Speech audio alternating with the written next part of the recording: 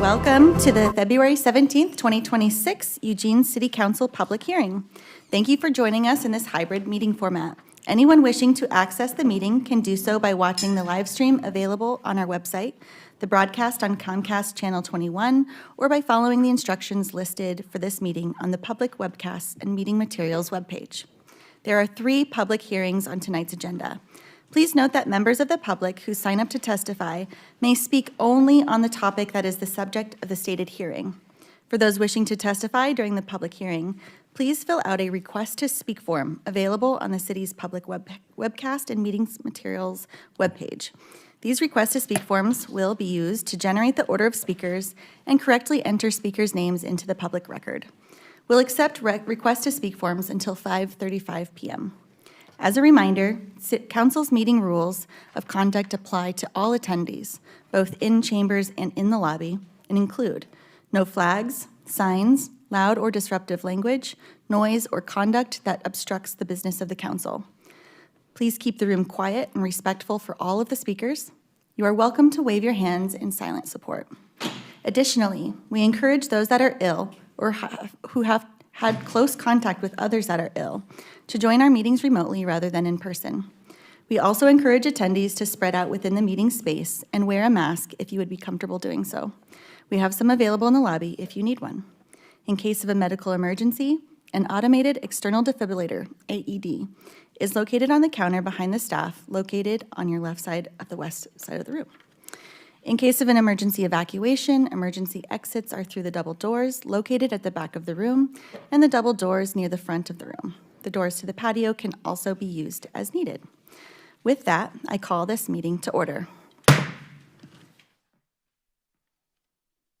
The first public hearing on tonight's agenda is an ordinance amending the Willackenzie Area Plan text. Council President, I could have a point of order. Yes. Thank you.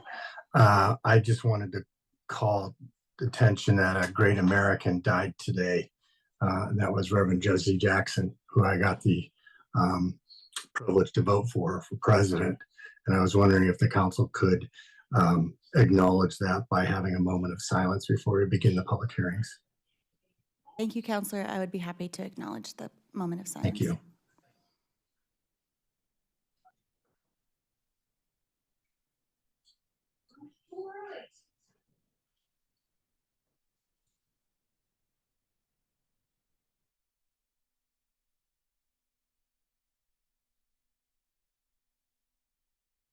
Thank you. Thank you all for that. Would anyone like to speak to that?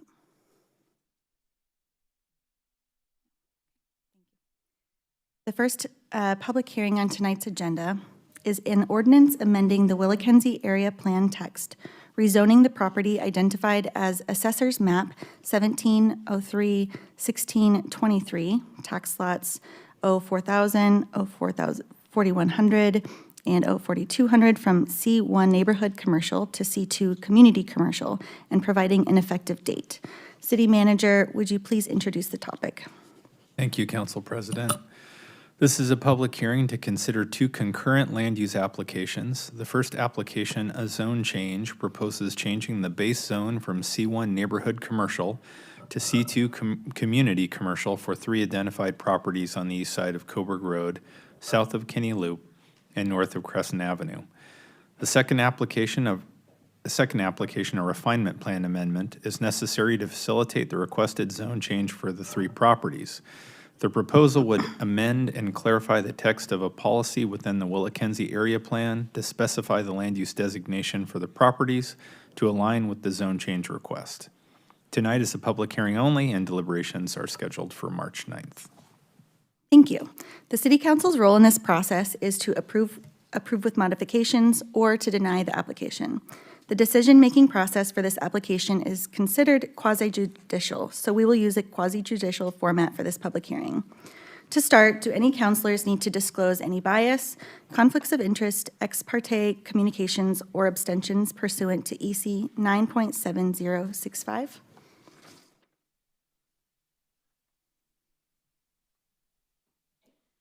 Seeing none, have staff received any challenges to a counselor's impartiality submitted pursuant to Eugene Code Section 9.7065? None? Testimony presented at this public hearing should be directed toward the applicable approval criteria or other criteria that the speaker believes apply to the decision. The applicable approval criteria for this proposed refinement plan amendment and zone change are located in Eugene Code Sections 9.8424 and 9.8865 and 9.8725. The full text of that code section are available in the findings attached to the AIS for this public hearing. The failure of anyone to raise an issue accompanied by statements or evidence sufficient to afford the City Council and parties an opportunity to respond will preclude appeals on that issue. For quasi-judicial proceedings, once the public hearing is opened, we start with a statement from the applicant, followed by speakers called in the following order. 1, the applicant, followed by those in support of the proposal. 2, those with a neutral position, and 3, those opposed. We ask that each speaker begin their testimony by confirming whether they are in support of, neutral to, or opposed to this refinement plan amendment, code amendment, and zone change request. Because this is a quasi-judicial land use hearing where the applicant bears the burden of showing that the proposed refinement plan amendment and zone change comply with the applicable approval criteria in the Eugene Code, the applicant may speak for up to 10 minutes. Everyone else who wishes to speak will be limited to the typical speaking time of 2.5 minutes. If you would like to receive future notice of proceedings related to these applications, please provide your name and mailing address along with your testimony, or provide your name and mailing address to the staff contact identified in the agenda item summary for this public hearing. I will now open the public hearing. We are joined by the applicant's representatives, Kim O'Day. The applicant's representatives have a total of up to 10 minutes to speak on behalf of the applicant. I will leave it up to you to divide that time amongst yourselves. Can you hear me okay? Yes. Yes. My name's Kim O'Day with Metro Planning. I have gone through the staff report, and it is, I can't thank staff enough for helping us through this process. I'm not going to take up that full 10 minutes because really I support the staff reports and the findings within, and I'm really here just to answer any questions that the City Council might have. As a broad brush, this property is already zoned commercial. Designated commercial. We're not asking to change the designation. Really, we're just looking for a zoning district with a little bit broader uses because the narrow uses of the existing zoning district, we really haven't been able to find any development to fit in that category. And the new zone would allow some broader uses that are consistent with the broad uses that are already in the area. We kind of just want to be able to do more of the same of what is surrounding us. And that's kind of the incentive for the request we have today. So with that, I will just step back and I will answer any questions that councilors might have. Thank you. Cherish, do we have any interested parties asking to speak? No, Council President. Well, thank you.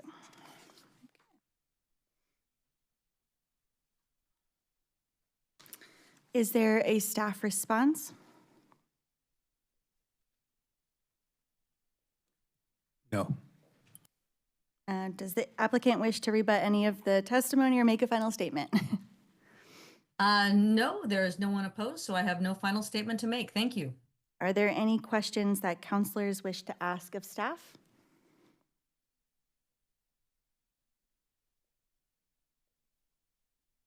None. I will now close the public hearing, and unless there are any objections from council, I will also close the record for these applications.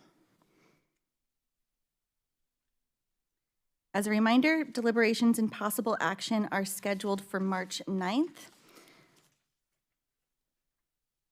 2026.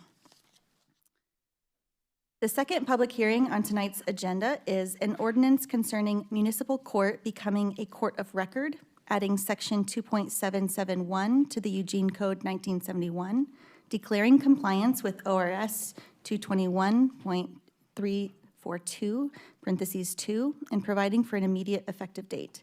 City Manager, would you please introduce the topic? Yes, thank you. This is a public hearing on an ordinance that will make the Eugene Municipal Court a court of record. Since the council did not hold a work session on this item, I have asked the city attorney to provide a little background on the proposed ordinance, so I'll turn it over to Catherine. Thank you. So I'll just speak for a couple of minutes for purposes of giving people a little bit of a overview of what we might have talked about at a work session, since we didn't hold a work session on this item. So from a high level, the Eugene Municipal Court serves as the entry point for legal matters arising within the Eugene city limits, adjudicating a range of city ordinances, violations, certain misdemeanors. And the court also provides access to specialized programs like Community Court, which also offers alternative pathways focused on rehabilitation and connecting individuals with community resources. Eugene Municipal Court is often described as a high-volume court, and it is an essential part of our community's community justice system. Since its inception, Eugene Municipal Court has not been a court of record. And what that means is that the court's proceedings are not preserved on an official record that would serve as evidence of the court's actions in other future legal matters. And because Eugene's court is not a court of record, a defendant convicted in Eugene Municipal Court has a legal right to seek a new trial with the Lane County Circuit Court. And this is considered, you maybe have heard the term, a de novo trial. It's an entirely new trial. It's not based on the record, because there is no record when there's not a court, when you're not a court of record. And so over the years, the benefits of becoming a court of record have been considered. And however, for various reasons over those many years where it's been considered, in part because of the costs of having in courtroom court reporters, that was put aside, and Eugene Municipal Court didn't ultimately move to become a court of record. The state's legislature in 2025 adopted House Bill 2460, which went into effect on January 1st of this year. That House bill, because of a provision I'll discuss, has reinvigorated that discussion about becoming a court of record, and that legislation ultimately is driving the need for Eugene Municipal Court to become a court of record as quickly as possible. So real briefly on what 2460 does is House Bill 2460 was largely around and intended to address appeal processes within justice courts and municipal courts. And it also includes a provision that's related to courts of non-record, such as the city of Eugene. So courts of non-record, House Bill 2460 now allows a defendant that has pled not guilty to a misdemeanor charge to immediately transfer that case from municipal court to circuit court. And once transferred, the charges are entirely adjudicated in circuit court, with appeals going to the Oregon Court of Appeals. The effects of House Bill 2460 have been immediately felt by the city prosecutor's office, our defense attorneys that we contract with to provide defense to those that can't afford it, and to municipal court itself. And in the AIS, I talk about some of those impacts. One of the significant impacts we have seen is on Eugene's community court and our ability to serve those people within our community. So while technology has decreased the cost associated with becoming a court of record, as mentioned in the AIS, there will be a need for some additional staff and the costs associated with those staffs becoming the court of record, but the need to become a court of record and the ability to provide the services that our community is used to providing, you'll see those costs come through probably in a supplemental budget. We have spoken to Springfield, and in light of House Bill 2460, they are also becoming a court of record. They're actually a little bit in front of us, and they anticipate becoming a court of record as of March 15th. The public hearing on becoming a court of record is scheduled for this evening, with the ordinance on your agenda to take action quite quickly. Next week is scheduled to take action, with the hope of Eugene Municipal Court becoming a court of record as of April 1st. Thank you for that explanation. I now open the public hearing. Staff, can you please share the list of speakers on the screen and announce the first speakers? Thank you, Council President. We have no speakers for this topic. Okay, thank you, staff. I now close the public hearing. Are there any questions or comments from the City Council? Counselor Groves? Thank you, Council President. City Attorney, is it an overstatement to say that if we don't do this, that our whole restorative justice program will be torpedoed? So I have, the city prosecutor is here and can speak to it. When you're, just to make sure that we're talking about the same restorative justice, are you talking about community court and those things? Yes, I am. It definitely is having we have implemented, the city prosecutor's office has implemented some very short-term processes in attempt to address the fact that the type of charges that we usually see in the community court would be, if they were transferred to Lane County Circuit Court, they simply don't have the resources and other abilities to process those. So what we have seen in the short term is a massive reduction in those folks appearing in our community court. And if this went on long term, we think it would be largely decimated, to answer your question. Thank you. And City Manager, a question for you. Is April 1st realistic for having new staff on board and a adequate recording system? I see Mia's coming. And if not, We'll what have can we do Mia to answer expedite that? this. Counselor, will likely, because there'll be backfill and training, cross-training, we'll likely use existing staff to up-ramp this. And we expect that we'll have the software and the equipment needed to start on April 1st. Any earlier would be tricky. Okay, well, I think we can live with April 1st, but this seems really important that we get this nailed down. Great. Thank you. If there are no other comments from council, we will move on to the next agenda item.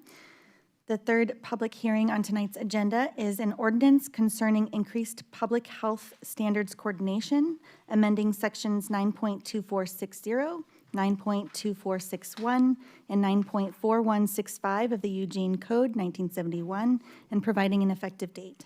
City Manager, would you please introduce this topic? Certainly. So in response to a motion passed at June 2025 work session, City Council, let me say that again. In response to a motion passed at a June 2025 City Council meeting, staff developed proposed land use code amendments to increase coordination with the city's public health regulatory partners. The Eugene Planning Commission has had extensive discussions and considered public input on multiple iterations of the proposed code amendments, ultimately voting to recommend to the City Council to approve the version of the proposed code amendments included in tonight's public hearing packet. I do want to note that it was a 4-3 vote and that the Planning Commission also voted to send you a letter, which you received today, in the form of a memo that explained different positions regarding the people voting on that package. As proposed, the ordinance would require the city to provide notice to the Environmental Protection Agency, Oregon Department of Environmental Quality, and Lane Regional Air Protection Agency prior to the issuance of building permits for new development in the E2 mixed-use employment, I2 light medium industrial, and I3 heavy industrial zones. Action on this item is scheduled for March 9th. Thank you, City Manager. Testimony presented at this public hearing should be directed toward the applicable approval criteria or other criteria that the speaker believes applies to this decision. The applicable approval criteria for this proposed land use code amendment is located in Eugene Code Section 9.8065. The full text of that code section is available in the findings attached to the AIS for this public hearing. I now open the public hearing. Staff, can you please share the list of speakers on the screen and announce the first speakers? Thank you, Council President. All right. I will announce 2 speakers' names at a time. When you are called to speak, please state your name and your ward or neighborhood, if known, before beginning your comments. When you are announced as the next speaker, please move to the seat in the front row designated for the next speaker. When it is your turn, you may come to the podium. Please leave any bags you may have with you at your seat. If you have documents to give council, place them in the basket near the podium. You will have 2.5 minutes to speak. The timer will flash red when you have 15 seconds remaining to speak. Your microphone will be muted at the 2.5-minute mark. Please note that use of profanity is prohibited, and any instances of profanity profanity will result in immediate termination of speaking privileges. Our first speakers are Joe Liebersbach, followed by Tiffany Edwards.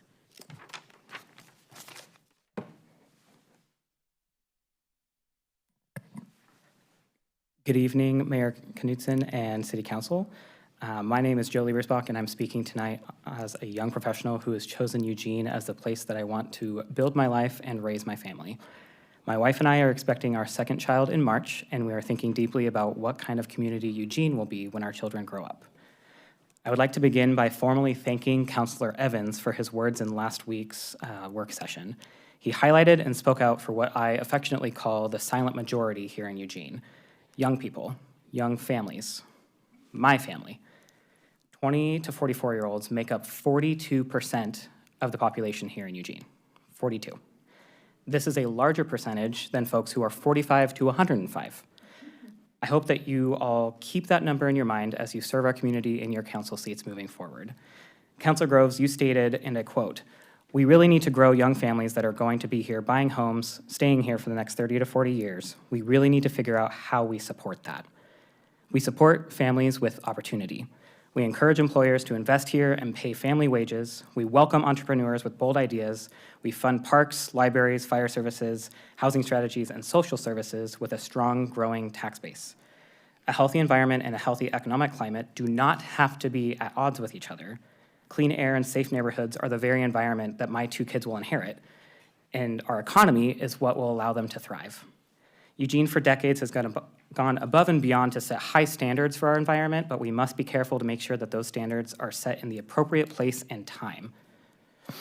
We understand with council direction why staff has gone down this path, and after extensive engagement and feedback in this process, we feel that the version of the ordinance in front of you today responds to the Planning Commission's recommendation by focusing on coordination. While we believe this mechanism is not the appropriate type of regulation, if council feels compelled to act, version 4 avoids creating unnecessary land use barriers that discourage investment or job creation. We all want public health protections, but we need a city that is economically resilient and welcoming to responsible businesses that provide family wage jobs. As someone thinking about the future of Eugene for the next generation, I believe version 4 strikes the right balance between protecting public health and opportunity. Thank you for the opportunity to speak tonight. Thank you, Joe. Our next speakers are Tiffany Edwards, followed by Dana Siebert. Good evening, councilors. I'm Tiffany Edwards, and I'm here today addressing you as a planning commissioner in my 8th year of service. From the beginning, several commissioners asked for clarification on the problem we were trying to solve and felt environmental compliance didn't exactly belong in our land use code. Illegal behavior can be fixed in our development code, but given council's very specific direction to come back with a recommendation, what you have before you is many months of research, meetings, and thoughtful discussion. What we learned as we went through this process is that the regulatory environment in which businesses that produce some of Eugene's most sought-after products is extremely complex, a process that planning staff was also unfamiliar with. We saw multiple iterations of this policy as we learned more and more about how and why previous versions didn't work. Ultimately, the majority of us supported the proposed version as it met the objectives without requiring additional staff resources or burden to businesses. It simply has city staff sending 3 notification emails triggered by a development permit to ensure coordination between the land use and environmental compliance process. Simple.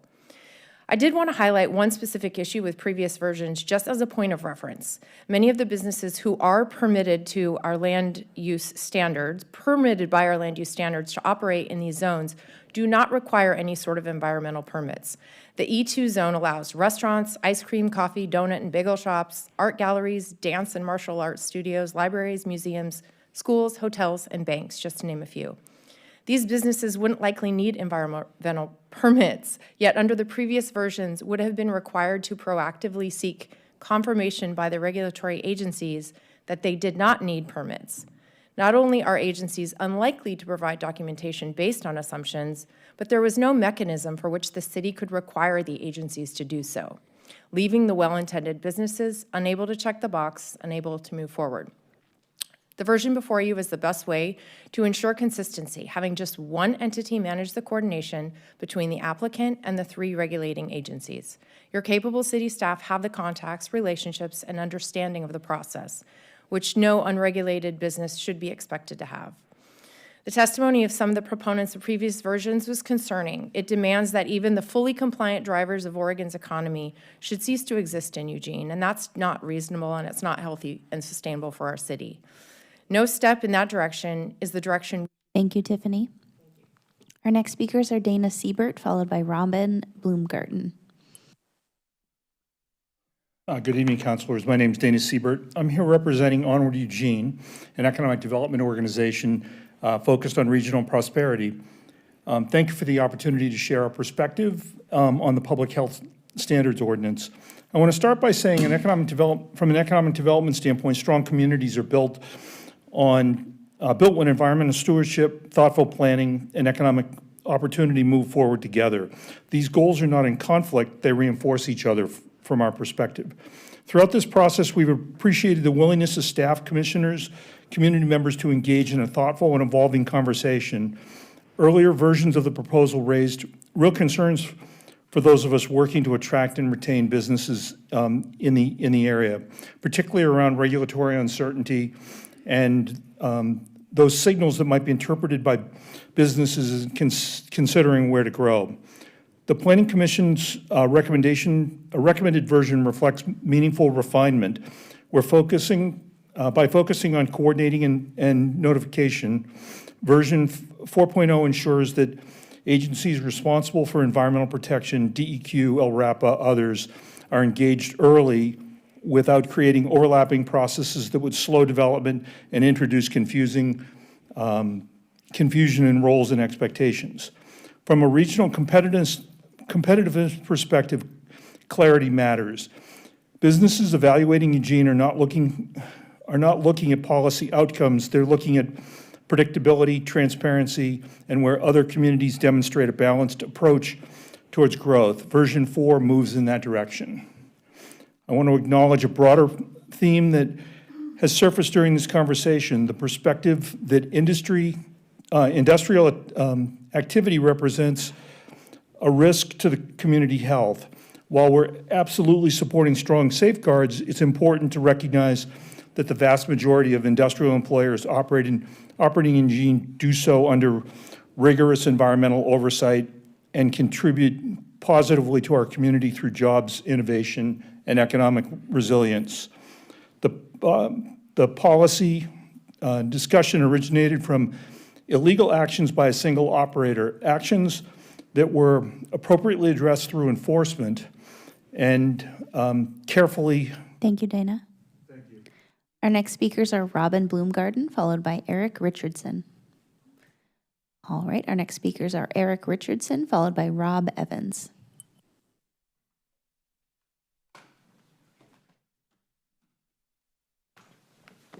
Good evening. Good to see you all. My name is Eric Richardson. I'm here as a community member and also as a organizer with Beyond Toxics here in Eugene. I just wanted to start off by reading from the Oregon Statute 182.535. And it is basically, what is an EJ community? And an EJ community is, as defined by Oregon statute, are groups including communities of color, low-income populations, tribal communities, rural, coastal, remote areas, and those with health inequities and limited infrastructure. They're identified as being disproportionately harmed by environmental hazards and traditionally underrepresented in public processes. So Beyond Toxics is an organization that is dedicated to helping EJ communities. And so I'd like to thank you all and staff for your continued commitment to advancing public health standards. We share your vision to protect health and safety for our communities, especially those living in industrial zones, schools, and parks. However, as we move forward and you do this great work, we encourage you to look at the recommendations of the city staff, and version 3, we believe, is the best option to move public health standards forward. Version 3 requires applicant attestations before building permits are approved, and ensures that the city, regulators, and communities are informed and have parent information to prevent harm and promote resilience. It also sets the stage for a more robust and equitable risk and hazard assessment and action two, ensuring that all voices and experiences are thoroughly considered. So we ask you to support version 3, which clearly defines responsibilities and due diligence. This land use code will primarily impact large developers, many of whom already have internal compliance systems and consultants in place. At the same time, we encourage the city to pair adoption of version 3 with a targeted technical assistance and supported programs for smaller businesses that may need help navigating permitting requirements. So thank you for your consideration, and I look forward to your action in the future. Thanks. Thank you, Eric. Our next speakers are Rob Evans, followed by Ty Preuss Zimmerman. Good evening, Mayor and councilors. My name is Rob Evans. I am the owner of Converted Kitchen, and I live in Ward 8. I'm speaking for businesses in Eugene's industrial sector, these companies that have operated here for decades, providing family wage jobs and supporting the local tax base. These types of businesses are highly regulated and highly compliant. They work under oversight from the state and federal environmental agencies every day. The original policy discussions on this matter were triggered by a serious incident involving illegal behavior, and let me be clear, the business community does not excuse or defend illegal actions. Those responsible were and are being held accountable as they should be. We should not redesign land use policy around the actions of one bad actor. I believe council made a mistake in sending staff looking for a solution without fully understanding the problem. The Planning Commission's recommended version provides for coordination with regulators without creating additional regulatory burdens that could discourage investment in our industrial zones. Earlier versions risk using zoning as an environmental enforcement mechanism, and that's not its intended use. I want to emphasize that version 4, the Planning Commission's recommendation, is not a compromise on public health. It is actually the most effective way to protect it. True public health outcomes depend on clarity, coordination, and enforcement by these agencies with expertise and authority to regulate environmental impacts. Version 4 ensures that regulatory partners are engaged early in the process, strengthening oversight where it matters most. Earlier versions risk creating the appearance of stronger protections while introducing overlapping or misaligned requirements that could dilute accountability and shift focus away from the agencies best equipped to safeguard environmental health. In that sense, version 4 represents not a step back, but a smarter, more targeted approach that strengthens public health while maintaining fairness, regulatory clarity, and economic stability for our community. Industrial businesses bring outside dollars into Eugene, dollars that this city seriously needs. They support supply chains, wages, and... Thank you, Rob. Thank you. Our next speakers are Ty Preuss Zimmerman, followed by Lynn Woodrich. Good evening, Council. My name is Ty Preuss Zimmerman. I live in Ward 6. I ask tonight that we can ground ourselves in a little bit of the basis of where did this come from and why are we considering these issues. A lot of it is driven by the actions of one bad actor, J.H. Baxter, of course. The idea that we don't want a repetition of that event is a big piece of where this came from. We have a literal Superfund site in our neighborhood right now because of those actions. But the public health crisis in Northwest Eugene and Bethel does go beyond that. Life expectancies in Bethel are 17 years shorter than life expectancies in South Eugene. This was all over the news for about 2 days, a bunch of years ago when the report came out. Hasn't been talked about too much since. Separately, entirely from that, the American Cancer Society state chapter out of Portland reached out a while ago to me and my co-chair in Bethel to talk to us about a study they had performed. They did a statewide zip code-based study of across the state, where are the highest rates of cancer found after controlling for all relevant demographic factors? And they did that study, and then they said, well, we got to call those people in Bethel up because we were at the top of the list. So there is a true public health crisis in Northwest Eugene. It is more than just the actions of one bad actor, potentially. The causes are less clear. So I just ask that as you make your considerations on this and other conversation around this topic moving forward, that you keep that as your North Star, that that crisis exists. I appreciate the comments earlier about young families. I'm raising my 5-year-old in that neighborhood with that 17-year lower life expectancy. So whichever version you feel best gives us a step towards improvement is the one that you should pursue on this issue. Either way, my main core ask is that the conversation not end here. Please don't pass whichever version you prefer of this ordinance and say, we're done. Please keep doing further work. Thank you. Thank you, Ty. Our next speakers are Lynn Woodrich, followed by Travis Knudsen. My name's Lynn Woodrich. I'm the co-chair of the Active Bethel Community and Bethel resident over 30 years. I live in Ward 8. I'm speaking today on behalf of the Active Bethel Community Board. I'm supporting the adoption of version 3 of the proposed Part 1 of the Public Health Standards Land Use Code Amendment CA 25-3 as recommended by planning staff. Version 3 fulfills the Council's direction to improve coordination between the city and public health agencies. I urge you not to approve version 4 as currently written. In its present form, it's too vague and does not clearly meet the goal of strengthening communication with regulatory agencies. However, version 4 could be made workable if it incorporates the intent of version 3 with minor wording improvements. Version 3 would require applicants seeking building permits in the E2, I2, and I3 industrial zones to identify by consulting with agencies whether their project requires air, land, or water permits from the EPA, DEQ, or LRAPA, or to attest that no such permits are needed. Importantly, it does not require that applicants obtain those permits before receiving a building permit. It simply ensures that the information is identified early. I recommend adopting version 3 or adopting version 4 with a small but important addition. Require documentation from the applicant affirming or denying whether air, land, or water permits are required. That single step preserves version 3's intent and ensures agencies are informed early in the process. This amendment builds on the existing land use compatibility statement, which helps determine whether proposed industrial use align with our comprehensive plan.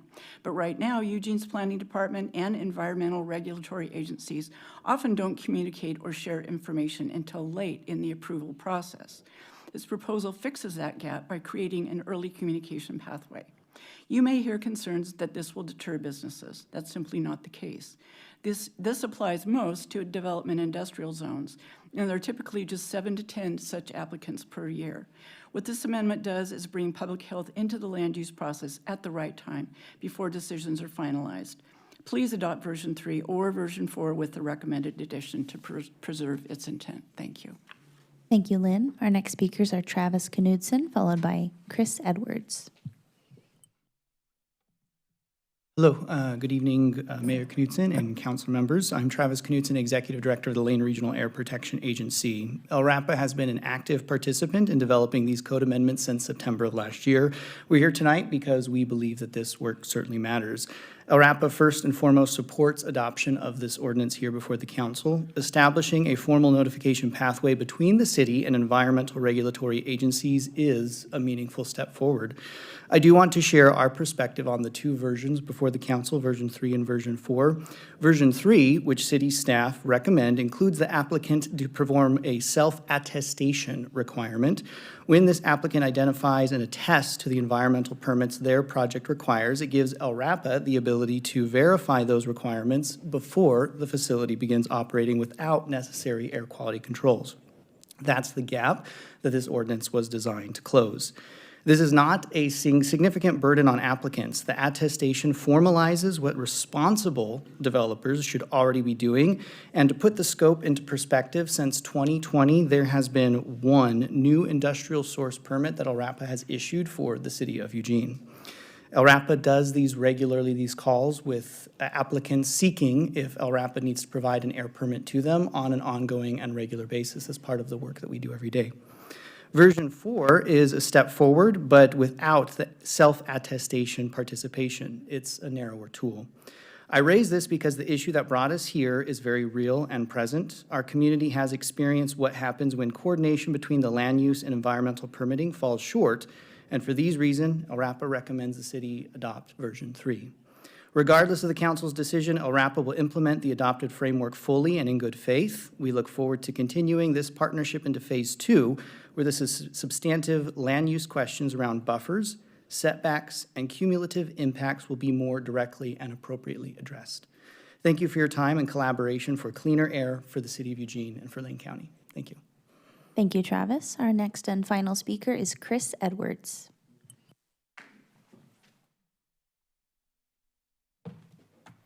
Thank you, Chair Leach and members of the council. My name is Chris Edwards. I'm here on behalf of myself. I'm a resident of Ward 5, and I've been watching this process and this debate for a little while now from the outside. And nobody wants to be against public health standards. I mean, of course, we want environmental protections, environmental standards, and public health standards. We have a maze of regulations, environmental and health protections in law currently. The question is whether or not developers, businesses that are putting in new operations, changing equipment, one business moves out of a location, a new business moves in, maybe they add a new process. Are they going to be following the appropriate protective regulations? I think version 4 does that. I think version 3 creates a lot of problems that are really going to create a drag on economic development. And you all received the technical advisory group report just last week, or I don't know if it's last week, the week before, and one of the highlights of that report was how much Eugene is lagging in economic development, jobs growth, and jobs prosperity since the downturn. And it's profound, and it has big implications, not just for the families in Eugene, but also for your budget. I think getting distracted by some data and some really spurious conclusions from some U.S. Census tract data is not the way to go. I can tell you, having represented West Eugene in the Oregon legislature, I've talked with thousands. I've visited with thousands and thousands of people on the doorstep, and I've heard their stories. And it is clear that there are higher rates of poverty and a lot of other challenges that come from that in West Eugene, as opposed to, say, South Eugene, which is the comparator that's been made in the data, and to draw conclusions that that's somehow because there is industry in West Eugene is just a spurious conclusion. And Thank you, Chris. I misspoke earlier. Our next and final speaker will be Joy Pendowski.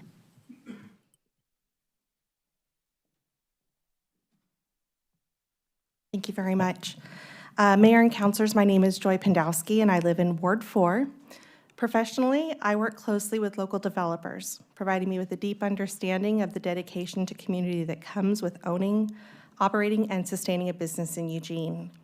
Recently, we all confirmed what many of us have felt firsthand, that our community is struggling to attract new employers, bringing higher wage jobs, build affordable homes for those who need housing, and ensure our governments have the resources to provide the basic necessities to our citizens. The answer to solving these challenges isn't to further repel and endanger business, but to support and promote it. Studies have shown that one of the most important determinants of health in a community is economic stability. When there is access to good-paying jobs, you see a direct connection to housing stability, improved mental health, and long-term well-being for those living in that community. Policies that unintentionally discourage employers or industrial investment do not just affect businesses, they affect workers and families. The Planning Commission's recommendation maintains coordination with environmental regulators while avoiding unnecessary barriers that could slow job creation. Public health and economic health go hand in hand. We need policies that recognize both. As someone thinking about the future of Eugene for the next generation, I hope we choose solutions rooted in both care and wisdom. Version 4 efficiently coordinates both land use development and environmental permitting without burdening businesses, keeping Eugene a place where families can live, work, and build their futures. Balance is not compromise, it's responsible leadership, and I urge your support. Thank you. Thank you, Joy. Council President, that was our final speaker.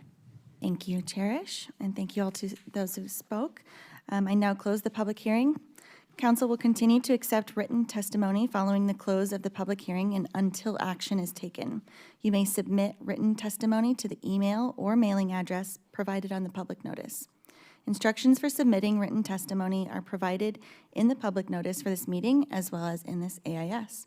If you would like to receive future notices about the proposed land use code amendments, please provide your name and mailing address to staff listed on the AIS for this item. Are there any questions or comments from City Council? Councilor Krasinski? And then Councilor Clark. Yes, thank you. I have a couple of different questions. First, just to verify where this applies and when this applies. Does it apply to just land use permits, or does it apply for building permits or, change of use, tenant improvements, things like that? My name is Reed Verner, and I'm the Land Use Supervisor with Building and Permit Services. The statute or the ordinance is written up to apply specifically to development permits, which is defined in the code. It includes building permits, but it also does include trade permits, so electrical or plumbing permits, or also site development permits if they're not proposing a building, but they are proposing site work, and then also tenant infill permits. So once a shell building is constructed, with building permits, once each individual occupant moves in, they would get a tenant infill permit, and it would cover all those circumstances. Okay. And it would cover just in the zones, the E and I zones. It wouldn't cover industrial use that might occur in other zones? That's correct. This ordinance is specifically related just to those 3 zones. Okay, so it wouldn't cover industrial uses in C2 or C3 and would cover non-industrial commercial type uses in the E and I zones. Yeah, it's based on zones, so we didn't bore down on specific use type. We just looked at it by those 3 zones. And then I just want to make sure I really understand the difference between option 3 and option 4. So I'm going to try and see if I can explain them in plain language and let me know if I got it wrong. What it looks like here is that in option 4, if someone applies for one of these permits, city staff will just send an email saying, hey, somebody applied to build a car dealership or whatever on this property, and they'd send that to LRAPA and DEQ, and that's the extent of what this does for option 4. Is that right? That's correct, yes. And then for option 3, what would happen is this hypothetical car dealership would say, I do not require any permits of any environmental permits at any time. They would include that with their application when they're applying for the permit, and then that attestation would be included when it gets sent to DEQ. That's the primary difference? Yeah, that's correct. So when we discuss doing version 3, the attestation, there would be a form that the city would provide to applicants that would list the 3 environmental regulation agencies, the contact information for their permitting department, and then they would then be responsible for contacting those agencies, finding out what permits are required, identifying them on the form, and then submitting that to the city as a part of their building permit application.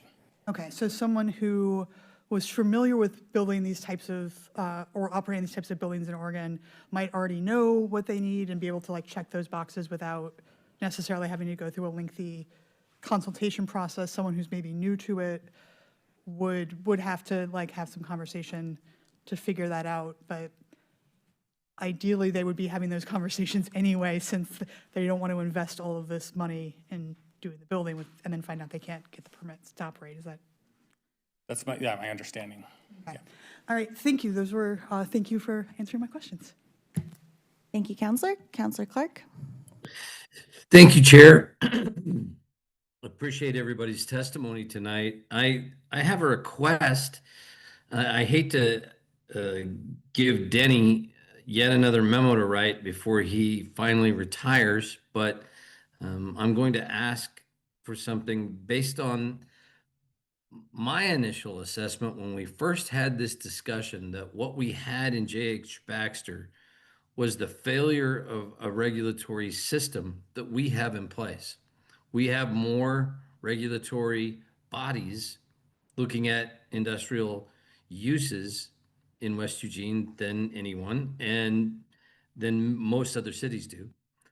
And yet, with all of the eyeballs watching, we missed somehow we failed to appropriately regulate what was occurring at J.H. Baxter. I suppose that's the best way to say it. I would love to have a memo from Planning and Development that, within the 2-hour rule, of course, that outlines their opinion of the failure of the regulatory system. In other words, how did it fail? Why did it fail? And if we could do that if we could get that before we make a final decision on this, I'd really appreciate it. Thank you. Thank you, Counselor Clark, Counselor Groves, and then Counselor Zelenka. Thank you, Council President, and thank you everyone who showed up tonight to testify. I appreciate hearing from the business community and the concerns over what this does to economic development. I also appreciate the Beyond Toxics and ABC folks that showed up tonight. This is very personal for ABC and that entire area, which I know we all understand. You know, I've spoken with quite a few residents out there and been involved in this process from the beginning, and actually going way back earlier in my career as a firefighter in this community, and living in that area with my first home. So it feels personal to me as well. You know, at the same time, it's trying to figure out what is our best course forward. And unfortunately, I haven't had a chance yet to read the Planning Commission's points on this, because we just got that about an hour ago. So anyway, I will get to that and try and get to the bottom of that. I'm sure I'll probably have some questions for staff as I'm reading through that, but there is time before we make the decision. Not a lot of time, but there is some time. I am encouraged that we're going to be moving forward with something, whatever that is. It's just trying to get it so it makes sense and that's enforceable. As far as what went wrong before with J.H. Baxter, I think the list is long of things that went wrong. I do know that it was reported back a number of years, going back to the 80s, and nothing really happened. So that connectivity between the city and our regulatory agencies, I know the relationships are much better today than they've been, and actually ever, I believe.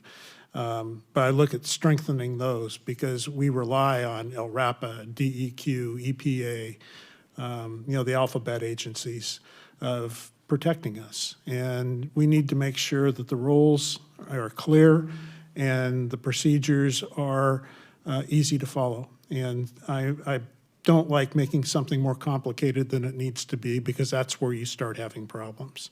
So anyway, I look forward to digging into this deeper, and I do consider this a very important decision that has or could have consequences either direction, and trying to find where that reasonable balancing point is in making this work for all of us. Thank you. Thank you, Counselor Groves. Counselor Zelenka.